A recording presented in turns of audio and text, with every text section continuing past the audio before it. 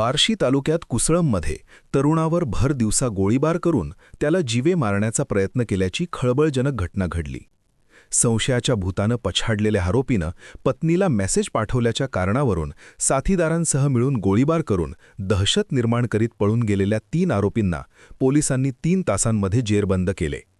योगेश भास्कर मोरे, वय 29, राहणार कुसळम, तालुका बार्शी, सध्या राहणार थिटे वस्ती, खराडी, तालुका हवेली, जिल्हा पुणे। राहुल दत्ता गायकवाड, वय 26, राहणार कुंभरगाव, तालुका करमाळा, जिल्हा सोलापूर, सध्या राहणार मांजरी ग्रीन्स, तालुका हवेली, जिल्हा पुणे। रोशन दत्तात्रय पिसाळ, वय 32, राहणार काळेपडल, हडपसर, तालुका हडपसर, जिल्हा पुणे असे अटक केलेल्या आरोपींची नावे आहेत। नमस्ते, मी सहाय्यक पोलीस निरीक्षक दिलीप ढेरे, बार्शी तालुका पोलीस स्टेशन।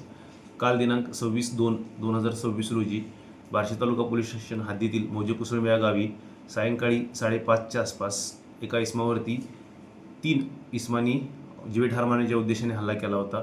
त्या गुन्ह्याच्या तपासाच्या अनुषंगाने आम्ही 2 पथके तयार करून वेगवेगळ्या ठिकाणी तपासकामी पाठवले होते। करमाळा परिसरामध्ये गोपनीय बातमीदारामार्फत माहिती मिळाली की सदर इसम फिरत असल्याने त्यांचा पाठलाग केला असता साधारणतः 8 ते 10 किलोमीटरचा पाठलाग करून त्यांना रात्रीच्या वेळी पकडण्यात आलेला आहे। सदर इसमांच्या अंगझडतीमध्ये 1 पिस्टल, 2 रॉड, 1 लाकडी दांडके व 1 कोयता सह मोबाईल, पैसे व 1 पिस्टल आणि जिवंत राऊंड मिळालेले आहे।